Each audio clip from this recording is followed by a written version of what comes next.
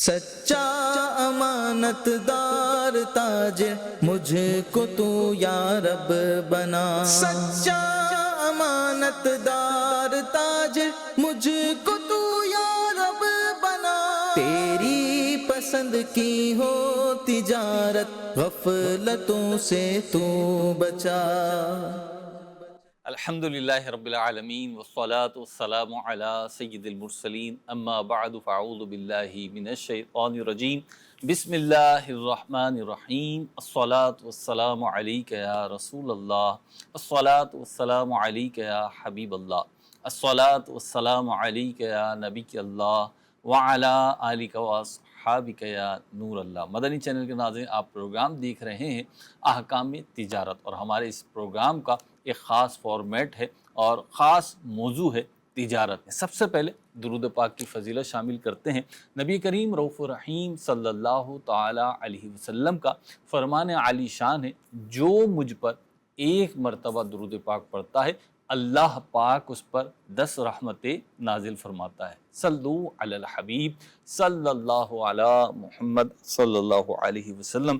ماہ ذی الحج اور ماہ ذی الحج کی خاص عبادتوں میں سے، خاص چیزوں میں سے، خاص یادوں میں سے ایک چیز یاد حرمین ہے، یعنی حج کی سعادت پانے والے مسلمان ہیں، اور الحمدللہ ہمارے مفتی علی اصغر عطاری مدنی مدظل العالی بھی اس سال بھی ان کو حج کی سعادت ملی اور حج پرفارم کر کے تشریف لائے ہیں۔ پہلے بھی جاتے رہے ہیں، اس دفعہ بھی حج پر گئے ہیں۔ اور حج جو ہے، میں شروع کیوں کر رہا ہوں اس سے، ایک تو یوں کہ ہمارے مفتی صاحب کا لنک ہے، مفتی صاحب حج پہ سے آئیں تو کچھ تو بات بنتی ہے نا کہ احکام تجارت کے جو مستقل ویورز ہیں ان کو بتایا جائے بھی مفتی صاحب نے حج کیا ہے، تو حج تو بہرحال حج ہوتا ہے، لیکن مفتی صاحب کا ایک ڈیفرنٹ ایکسپیرینس کیا ہے۔ دوسری چیز جو میں سوال کے ساتھ ہی مفتی صاحب کی بارگاہ میں جا رہا ہوں کہ حج کہنے کو تو ایک عبادت ہے، لیکن یہ انٹرنیشنلی معیشت پہ اثر انداز ہونے والی بہت اہم ترین ایکٹیویٹی ہے، اور بالخصوص مسلمان ممالک میں اس کے بڑے اثرات مرتب ہوتے ہیں۔ مفتی صاحب مرحبا، آپ کو حج مبارک ہو، اللہ پاک آپ کا بھی حج قبول فرمائے، اور آپ کے صدقے میں مجھے بھی اور ہمارے مدنی چینل کے ناظرین کو بھی بار بار مکہ مدینے کی حاضریاں نصیب فرمائے۔ کیا ارشاد فرمائیں گے؟ میں تو خیر مبارک، اور خاص طور پر جن لوگوں نے سوشل میڈیا کے پلیٹ فارم پر مبارکبادیں دیں، جی تو وہ میسیجز میں ہر ایک کا جواب دینا ممکن ہی نہیں ہوتا، ٹھیک ہے، تو ان تمام حضرات کو بھی میں خیر مبارک کہوں گا۔ اللہ پاک ان سب کو بھی بار بار حج بیت اللہ کی سعادت نصیب آمین فرمائے، آمین آمین سب مسلمانوں کو اس پاک در کی حاضر نصیب فرمائے، آمین آمین مدینہ پاک کی حاضر نصیب فرمائے۔ آمین۔ سفر حج کے اندر بڑا انوکھا پن ہے۔ ٹھیک ہے، جو سفر پر جا رہے ہیں، میں ان کی بات نہیں کر رہا، جب یہ موسم آتا ہے نا، جی، حج کا موسم، حج کا موسم، تو حج کا موسم جو پاکیزہ روحیں رکھنے والے لوگ ہوتے ہیں ان کی تراوٹ کا سبب بنتا ہے۔ سبحان اللہ، کچھ لوگ ہیں کون سا موسم آیا کون سا گیا کوئی فرق نہیں پڑتا، ٹھیک اس لیے میں نے عرض کیا کہ جو پاکیزہ روح رکھنے والے ہیں، ٹھیک، پاکیزہ روح رکھنے والے کون لوگ ہوتے ہیں؟ صاحبان تقوی، جو حرام سے بچتے ہیں، سبحان اللہ، رزق حلال اپناتے ہیں، نمازوں کی پابندی کرتے ہیں، اور یا علماء کے پاس اٹھنے بیٹھنے والے، اور عام مسلمانوں میں بھی کمی نہیں ہے، بے عمل بھی ہوں تب بھی ہر بندہ خشک مزاج نہیں ہوتا، ٹھیک، بظاہر وہ گیٹ اپ نہیں بھی ہے تو تری ہوتی ہے، ایسا ہے، یعنی خصوصیت ہے صاحبان تقوی، اور پھر عام مسلمانوں میں بھی عشاقان مصطفیٰ کی کمی نہیں ہے۔ ٹھیک، تو یہ جو لوگ ہیں حج کے موسم کو ایک تازہ ہوا کا جھونکا جو ہے وہ تصور کرتے ہیں سبحان اللہ، کہ گلی محلوں سے، شہروں سے، جاننے والوں میں سے لوگ حج پر جا رہے ہوتے ہیں۔ جی مطلب ایک بندہ جب جاتا ہے نا تو اس سے متعلق جتنے بھی لوگ ہوتے ہیں، جی اس کے جاننے والے، دور کے جاننے والے بھی، سب کو ایک خوشگوار جھونکا ضرور محسوس ہوتا ہے۔ اچھا، خوشی فرحت ہوتی ہے۔ مجھ سے میں یہ سوچ رہا تھا، جیسے ابھی ہم نے مبارکباد دی اور بہت لوگوں نے مبارکباد دی ہوگی اور دینی بھی چاہیے حج ادا کرنے کے بعد، لیکن ابھی جو آپ نے بات کی، میں سوچ رہا تھا کہ جب کوئی شخص حج پہ جانے کا ارادہ ہی ظاہر کرتا تو مبارکبادوں کا سلسلہ تو وہیں سے شروع ہو جاتا ہے۔ मुबारकबादों का सिलसिला सिर्फ मुबारकबाद नहीं होती, जी एक हसरत भी होती है, एक तमन्ना भी होती है, एक इल्तिजा और अल्लाह से दुआ भी होती है कि मुझे भी बुलावा नसीब हो। तो कहने को तो पाकिस्तान की अगर हम लिस्ट बनाएं तो कोई बमुश्किल 1.5 लाख लोग गए होंगे, सही लेकिन लाखों लाख मुसलमान वो हैं जो इस मौसम में तज़किरा हज कर रहे हैं, जी जो मनासिक देख रहे हैं, उनसे राब्ते में हैं, किताबें पढ़ रहे हैं, कलाम चल रहे हैं, प्रोग्राम हो रहे हैं। जी तो देखिए हमारे मदनी मॉल में तो हर साल महफिल मदीना भी होती है, जी तमाम से लोग जो है ना उसको सुनते हैं, वो एक तड़प पैदा करने का ज़रिया होती है। ऐसे, तो कुछ चीज़ें वो होती हैं जिसको बढ़ाया जाता है, सही वो है ना, मेरी बेकरारियों को न ना कभी कभी करार करार आए, मेरे दिल को दर्द उल्फत वो सुकून दे इलाही मेरी बेकरारियों को ना कभी न करार। कभी करार आए। तो ये जो बेकरारियां हैं, जो यादें मदीना पाक की हैं, यादें काबा शरीफ की हैं, यादें हज की हैं, तो ईमान की निशानी है। तो मुझे भी आपने कहा तो मेरी तवज्जो मज़ीद गई। उमूमी तौर पर हमारे यहाँ रिवाज है कि हज का मौसम जब आता है तो मसाजिद में भी ना फ़ज़ाइल मक्का, फ़ज़ाइल मदीना, याद हरमैन शरीफैन से मुतालिक खुतबा मुबल्लिगीन गुफ्तगू करते हैं। तो इस दफ़ा लोगों को उम्मीद भी होती है कि भाई अब ये होगा, अब ये होगा। तो ज़िल हज से पहले वाले जुम्मे को मुझे एक नमाजी मिले और उन्होंने मुझसे शिकवा किया।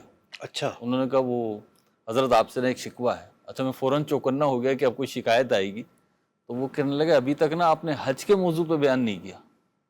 तो फिर मुझे उम्मीद थी क्योंकि मदनी मरकज़ की तरफ से जो बयानात आते हैं वो भी मौसम की रियायत को और मौज़ूआत की रियायत को करते हुए आते हैं। तो मैंने बोला इंशाअल्लाह अगले 1-2 जुमे में आएगा। अच्छा वो जो सवाल करने वाला शख्स था ना, बज़ाहिर मैं अर्ज़ कर रहा हूँ जो मैं कहना चाह रहा हूँ, वो बज़ाहिर ना हज पे जा रहा था और ना ऐसा लग रहा था कि करीब करीब कोई जाने की उम्मीद है। बाकी अल्लाह ताला उसके लिए दरवाजे खोल अच्छा, दे तो। इस इश्तियाक की क्या वजह है? हम्म, कुरान पाक ने इसकी वजह बयान की। ठीक। हज़रत इब्राहीम अलैहिस्सलाम दुआ मांगते हैं, खाना काबा की जब तामीर फरमाते हैं, जी रब्बना इन्नी अस्कन्तु मिन ज़ुर्रिय्यती बिवादिन गैरि ज़ी ज़रअइन इंद बैतिकल मुहर्रम। ए अल्लाह, मैंने अपने अहले खाना को तेरे घर के पास एक ऐसी वादी में बसा दिया है जहाँ कोई खेती नहीं है, आबादी नहीं थी वहाँ। तो रब्बना लियुकीमुस्सलाता, ताकि ये नमाज पढ़ें, फजअल अफ़इदतम मिनन्नास ताहवी इलैहिम, लोगों के दिल जो हैं वो माइल कर दे काबा शरीफ की तरफ, सुभान अल्लाह। इस शहर की तरफ। वर्ज़ुक़हुम मिनस्समराति लअल्लहुम यशकुरून, और जो समरात हैं, फल सब्जियां जो हैं, उसके दरवाजे भी खोल दे। अल्लाह अकबर। तो ये जो है ना दिल का खिंचाव, जी ये हज़रत सैयदना इब्राहीम खलीलुल्लाह अला नबीना व अलैहिस्सलाम की दुआ है, और ये हज़रत साहिब मुस्तजाब दुआ होते हैं। तो हम सब ये कह सकते हैं कि बाज़ औक़ात ये एक जुमला सुनने को मिला मुझे कि सबब तो मालूम नहीं लेकिन दिल खींचा चला जा रहा है। बिल्कुल मैं नहीं जा रहा, सारा तो सामान जा रहा है। तो वो कैफियत जो होती है वो इसी की बरकत होती है। ऐसा ही। ठीक। मुझसे वो अगली बात हमारी, जी जी। वैसे तो प्रोग्राम अहकाम तिजारत है लेकिन चलें इतनी तर बात हो रही है तो मैं कहता हूँ थोड़ा कंटिन्यू कर ही लें। तो दूसरी बात ये थी कि हज के जो असरात हैं, मईशत पर असरात हैं, एक बहुत बड़ा सर्कल चलता है, बहुत बड़ा साइकिल चलता है करेंसी का, माल का। जाहिर सी बात है आमदोरफ्त हज है भी ऐसी इबादत जो माली तौर पर जो है वो उसका क्या कहना चाहिए कि एलिजिबल हो तो उसी के ऊपर लाजिम है। तो इसके असरात को आप कैसे देखते हैं? देखिए, असल मकसद तो मईशत नहीं होती, जी असल मकसद तो हज अदा करना होता है, ठीक है। क्योंकि हज है ही माली इबादत, जी के माल खर्च होता है इसमें। जी तो पूरी जो मईशत है या माहिरान मईशत हैं, वो इस बात पर मुत्तफिक हैं कि माली सर्कल ही इकोनॉमिक को सहारा देता है। ठीक है। अगर डेड हो जाए मामलात, वो सर्कल ना घूमे, हम्म, तो माशी सर्कल जो है ना वो आगे नहीं बढ़ता। ठीक। तो सर्कल तो है, जी डिपेंड करता है कि कौन कौन सा तबका फ़ायदा उठाता है। हम्म मैं हाजी कैंप गया, हम्म तो हाजी कैंप में देखें, एक तरफ तो मेडिकल वालों को फ़ायदा हो रहा है, हम्म हर हाजी को वैक्सीनेशन लग रही है जनाब। हम्म हम्म? तो कहीं तो वो दवाइयाँ बन रही होंगी ना, जी लेबर काम कर रहे होंगे, जी जी हैं। ہر حاجی کو ویکسینیشن ہونی ہے. پھر وہاں اسٹالز لگے ہوئے ہیں. آج اس موسم میں دیکھ لیں آن لائن کتنے لوگ کام کر رہے ہوتے ہیں. کوئی چھتریاں بیچ رہا ہے, کوئی اسپرے بوتل بیچ رہا ہے, کوئی کیا بیچ رہا ہے, کوئی کیا بیچ رہا ہے. پورے سفر میں اسپرے بوتل اگر ایک دن میرے پاس نہ ہوتی جی تو حالت میری شاید غیر ہوتی. ویسے تو رمی وغیرہ بہت آسان طریقے سے الحمدللہ ہوئی, ہوں لیکن طواف زیارہ میں نے کیا پہلے دن, ٹھیک ہے. تو بس ہو گئی تھی. مطلب یعنی رمی بھی اسی شکوہ دن کی آپ نے اور طواف زیارہ بھی اسی دن کر لیا. میں بھی اس دن کیا, قربانی بھی کی, اور طواف زیارہ بھی ہوا, چلنا بھی بہت ہوا, رش بہت تھا مسجد میں, ٹھیک. تو بڑی کام آئی یہ بوتل. ٹھیک ہے, چھوٹی سی چیز ہے. جی تو یوں بہت ساری چیزیں ایسی ہیں کہ ایسا نہیں ہے کہ جو حاجی کیمپ میں چیزیں مل رہی ہیں لوگ وہی لے کر آئے ہیں. جی جی. ہر آنے والا جناب اپنے بیگ میں کچھ نہ کچھ رکھ کر لے کر آیا ہی ہے, اچھا, دوسروں کے لیے بھی لے کر آ رہے ہوتے لوگ. لے کر آ رہے ہوتے ہیں. ایسا ہوتا ہے, بالکل ایسا ہوتا ہے. ٹھیک ہے, تو جیسے ہم اب پیک کھانے کے ڈبے بھی لے کر گئے یہاں سے, صحیح. کہ کسی وقت کھانا معافی کا نہیں گزرتا یا کچھ ایسی چیز آتی ہے جو ہم نہیں جی کھانا پسند کرتے. تو یوں ایک اکنامک سرکل تو یہیں سے شروع ہو جاتا ہے نا. صحیح. پھر ایئر لائن انڈسٹری ہے, پھر بہت ساری چیزیں ہیں. پھر آپ دیکھیں کہ لاکھوں لاکھ جانور ذبح ہوتے ہیں, جی تو وہ بہت سارے ممالک سے بحری جہاز بھر کر جانور آتے ہیں. ٹھیک. خاص طور پر سوڈان سے آتے ہیں, صومالیہ سے آتے ہیں. تو ٹھیک ٹھاک ایک بڑا سرکل ہے اس کا. پھر وہاں لوکل ٹرانسپورٹیشن, پھر وہاں جو ہزاروں گاڑیاں صرف موسم حج کے لیے چلتی ہیں, ہوں تو وہاں عرب ممالک سے, خاص طور پر مصر سے ڈرائیور حضرات آتے ہیں, تو ان کو راستے میں نہیں پتہ ہوتے. تو وہ یوں ہوتا ہے جیسے وہ شہر میں انٹر ہوتے ہیں, جیسے کراچی سے حیدرآباد کوئی آ رہا ہے تو روڈ تو دائیں بائیں نہیں جائے گا. ہوں. جیسے وہ شہر میں انٹر ہوں گے ایک کنڈکٹر ان کو جوائن کرتا ہے, صحیح. اسے مرشد کہتے ہیں. ہوں. بعض اوقات اس میں پٹا باندھا ہوتا ہے مرشد. مرشد کا لفظی معنی ہے راہ دکھانے والا. صحیح. تو وہ اسے ملتا ہے آ کر, وہ اسے پھر ہوٹل تک لے کر جاتا ہے, کیونکہ وہ اس علاقے کا نہیں, ملک کا ہی نہیں ہے. صحیح. لیکن چونکہ وہ عربی ہے, عربی زبان سمجھتا ہے, تو تھوڑی اس کو آسانی ہوتی ہے. تو یوں نہ جانے کون کون سا سیکٹر جو ہے وہ اس سے مستفید ہو رہا ہوتا ہے. پھر وہاں جو خریداری ہو رہی ہے, جی تو کتنی ایسی مصنوعات ہیں جو مسلمان ملکوں کے سے ہی بن کر آ رہی ہوتی ہیں. ہوں. پاکستان سے ہی بہت ساری چیزیں جاتی ہیں. جی تو یوں اس کی ایک الگ مارکیٹ ہے. اور جی. پھر جو خاص طور پر کھجوروں کی مارکیٹ ہے, ہوں. ہر ایک کی خواہش ہوتی ہے کہ میں مدینہ شریف سے کھجور لاؤں. جی ٹھیک ہے, تو وہاں جو اس کا جو براہ راست فائدہ ہے وہ تو دکاندار کو ہوتا ہے, لیکن بالواسطہ وہ کھجوریں آ کہاں سے رہی ہیں, باغوں سے آ رہی ہیں. باغوں سے آ رہی ہیں, وہاں کے اہل علاقہ کو فائدہ ہے, سب چیزیں ہیں. ٹھیک. تو ایک معاشی سرکل ہے. مفتی صاحب, بس وہ سوالات کی طرف بڑھوں گا. ایک سوال, اب جی اس کا چھوٹا جواب دیں, بڑا وہ آپ کی مرضی. آپ نے والدہ کے ساتھ بھی حرمین طیبین کی حاضری ہوئی, اور اس دفعہ فیملی کے ساتھ ہوئی, تو تھوڑا فرق کچھ بیان کر سکے تو. 13 سال قبل میں حاضر ہوا تھا جی مکہ مکرمہ حج کے لیے. جی عمرے کے لیے تو جانا ہوتا رہا. جی. فرق تو کئی اعتبار سے تھا, صحیح. کہ میں پہلی مرتبہ سرکاری اسکیم سے گیا تھا, صحیح. پہلے پرائیویٹ سے گئے. پرائیویٹ سے. صحیح.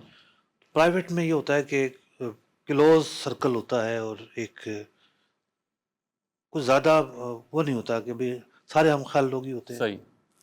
پبلک گیدرنگ ہم نہیں خیال سے مراد یہ جیسے ایک بندہ کراچی کا ایک پنجاب کا ہے, ہوتی. اب دونوں کے عادات اتوار پسند ناپسند بہت مختلف ہو جاتی جی, ہیں, طبیعتوں کا فرق ہوتا ہے. فرق ہو جاتا ہے. تو وہاں لوگ شکوہ کر رہے تھے یہ کھانا جو ہے نا پھیکا ہے. ہوں. میں نے کہا بھائی ہم کراچی کے لوگ ہیں, ہم تیکھا کھانے والے ہیں, یہ پنجاب کے جو لوگ آئے ہوئے ہیں یہ اتنا تیکھا نہیں کھاتے. صحیح. ٹھیک ہے, تو شاید یہ ایک بیلنس رکھ کے جو ہے نا وہ بنا رہے ہیں. تو یوں مختلف لوگ تھے, مختلف طرح کے لوگ تھے, مختلف قومیتوں کے لوگ تھے, اور پھر ایک الگ ایکسپیرینس ہوتا ہے.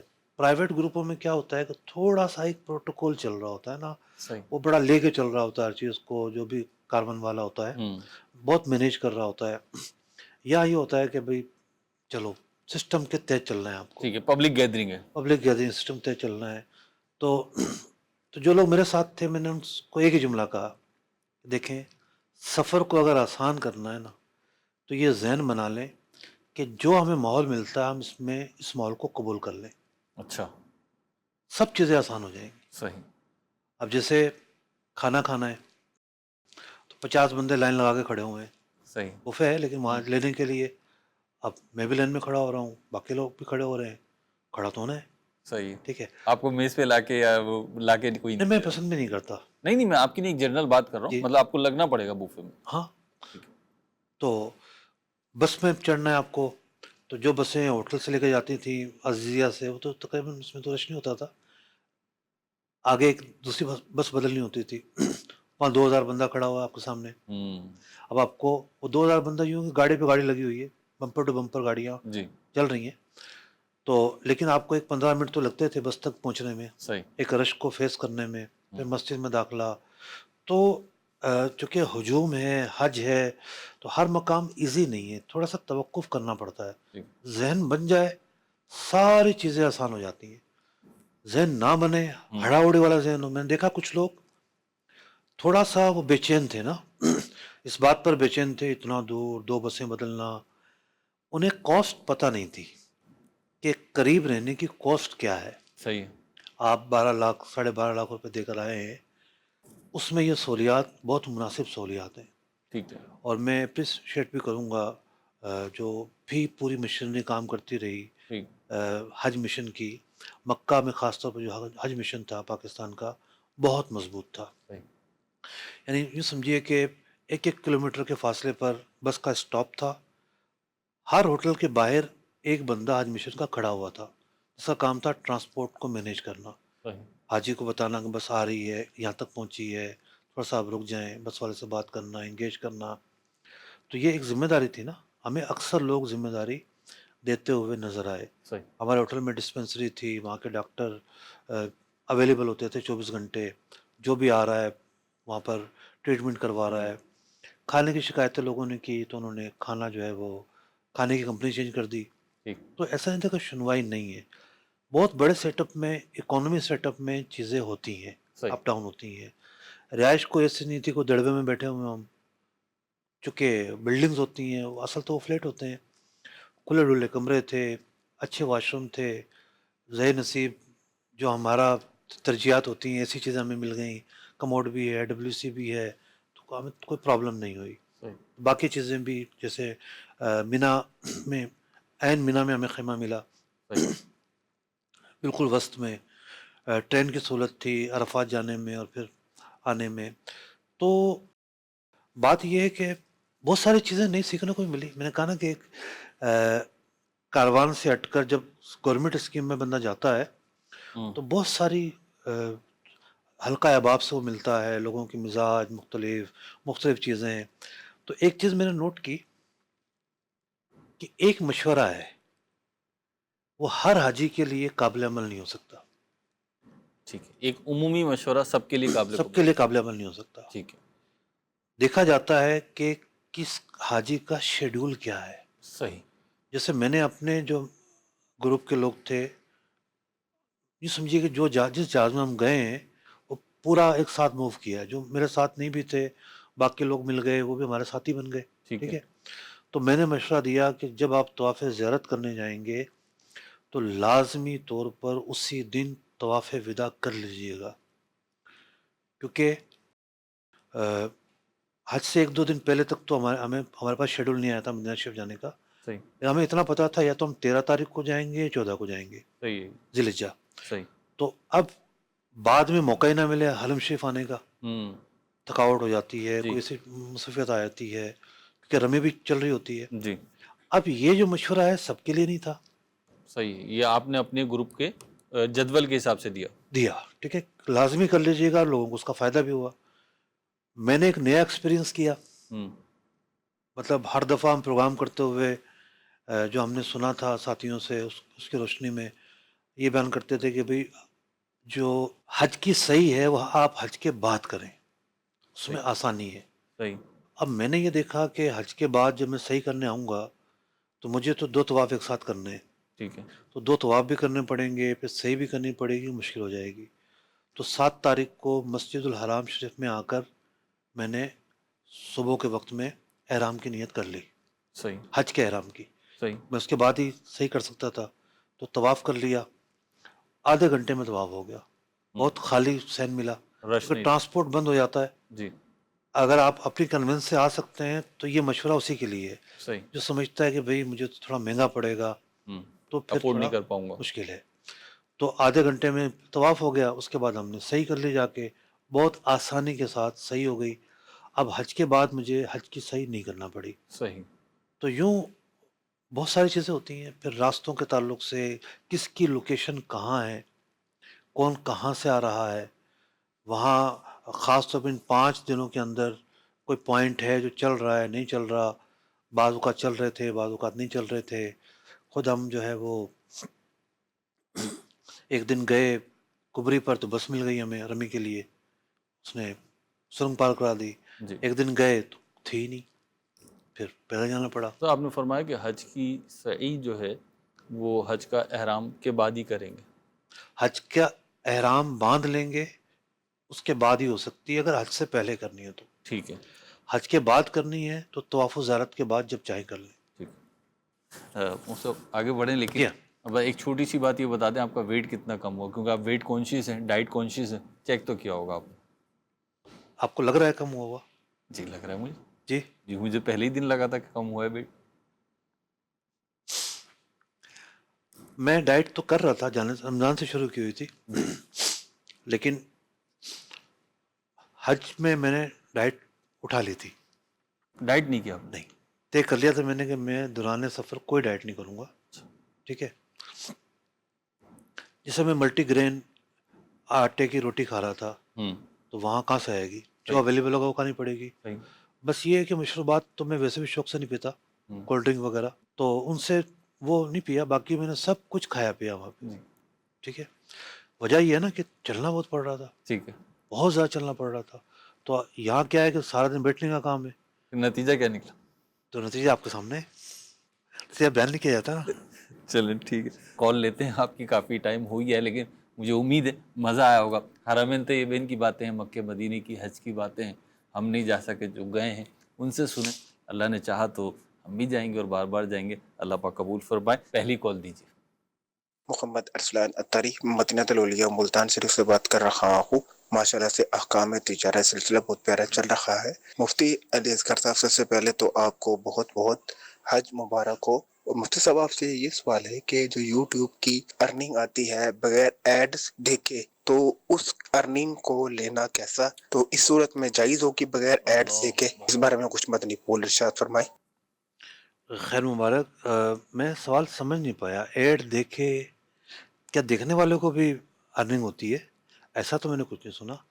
جو لوگ یوٹیوب چلاتے ہیں ان کے پاس تو ہوتی ہے ارننگ، لیکن دیکھنے والے کے لیے کوئی آپشن ہو اس کے بارے میں نہیں سنا. اور جو یوٹیوب چلاتے ہیں اس کے حوالے سے ہم بارہا بیان کر چکے ہیں کہ وہ جو ارننگ ہے اس میں آپ الاؤ کرتے ہیں اختیار کو، اور اس پر بہت ساری چیزیں چلتی ہیں، میوزک ہے، دیگر چیزیں ہیں، تو وہ جائز نہیں ہے. مفتی صاحب یہ سوال یہ تھا کہ یوٹیوب پہ ایڈ نہیں دکھا رہا، ایڈ کوئی سا بھی نہیں دکھا رہا، پھر بھی ارننگ ہو رہی ہے، تو اس ارننگ کا کیا حکم ہو؟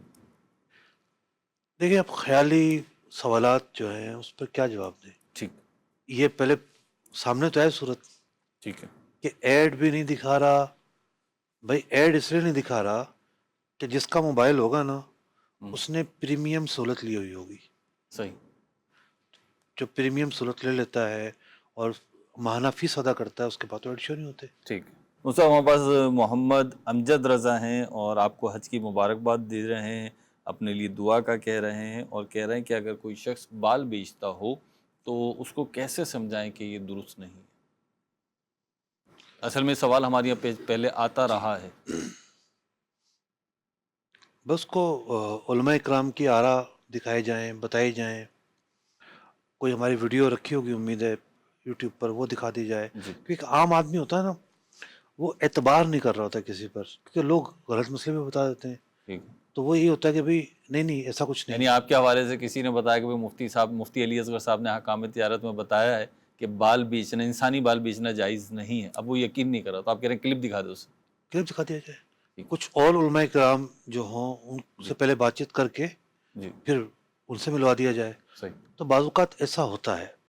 میں ایک مرتبہ ایک واقعہ بتاتا ہوں. میں ایک مارکیٹ میں گیا, ایک کراچی کی بڑی مارکیٹ تھی, صحیح. اور زکوٰۃ کا ایک سیشن سیشن تھا اس مارکیٹ کی مسجد میں. تاجروں میں. تاجروں میں بہت ہائی پروفائل تاجر تھے. تو زکوٰۃ کے مسائل بیان کیے, اور اس میں یہ بیان کیا کہ بھئی زکوٰۃ کی ادائیگی کے لیے رمضان کوئی معیار نہیں ہے ٹھیک ہے.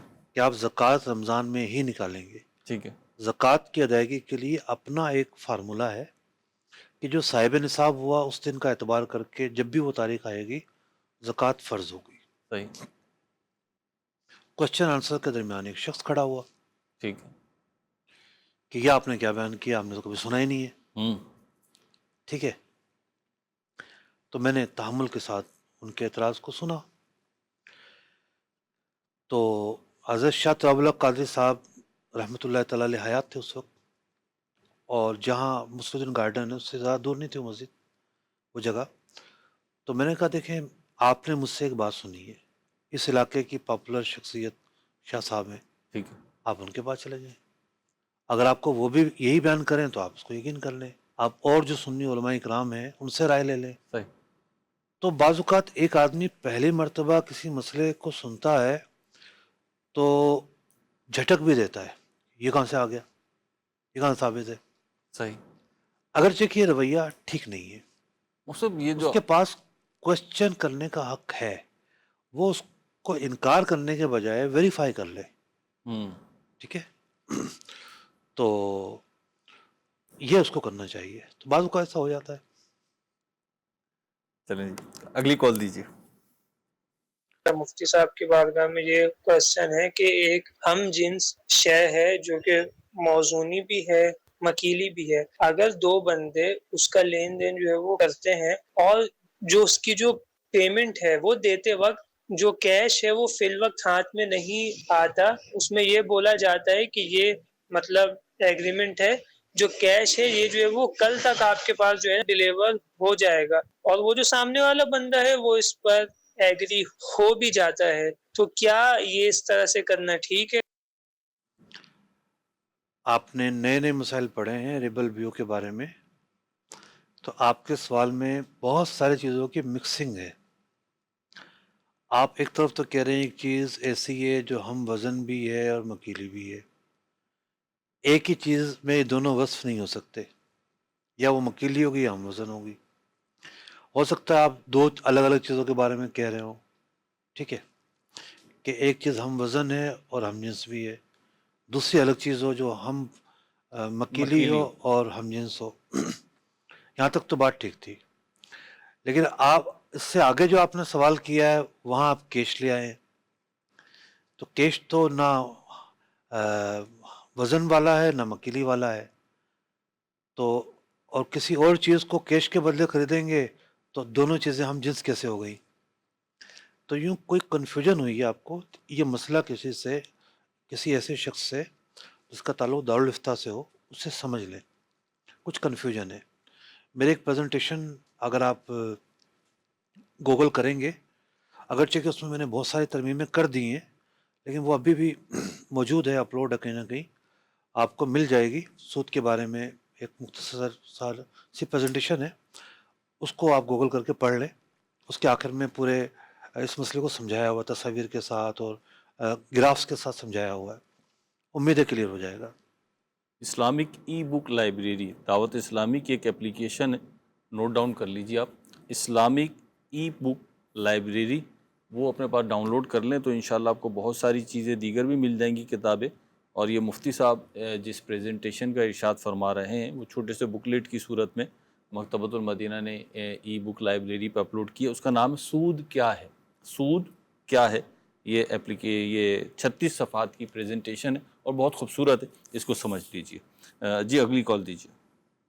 میرا مفتی صاحب کی بارگاہ میں یہ کوشچن ہے کہ بسا اوقات نا گھروں میں چیزیں جو ہے وہ دی جاتی ہیں نا, جیسے چاول ختم ہو گئے تو چاول جو ہے وہ دیتے ہیں, یعنی پڑوس سے جو مانگ لیا, بدلے میں وہ ہمیں یا تو چاول جو ہے وہ دے دیتے ہیں اگلے دن, یا پھر کوئی اور چیز جو ہے وہ دے دیتے ہیں, جیسے پتی دے دی چاول کے بدلے. تو کیا یہ ٹھیک ہے شرعی طور؟